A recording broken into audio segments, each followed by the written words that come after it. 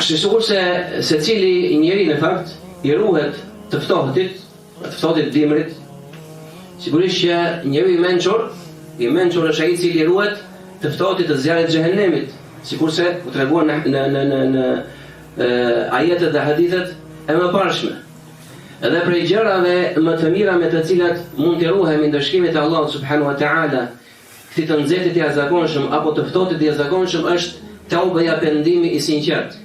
Pra me u pendu në mënyrë të sinqert tek Allahu subhanahu wa taala. Dhe koha e taubes është e hapur deri në vdekjen e njeriu. Pra gjithkush ka nevojë të pendohet për çdo gjuna që ka bërë të madh apo të vogël, dhe pendohen tek Allahu të gjithë jo besimtar, në mënyrë që të shpëtoni. Kështu Allahu thotë o besimtar, flisoni tek Allahu me tobe, me pendim të sinqert, në mënyrë që Zoti juaj t'ia ushqijë gjunahet dhe t'ju fusin në xhennetin në të cilat rrjedhin lumenj.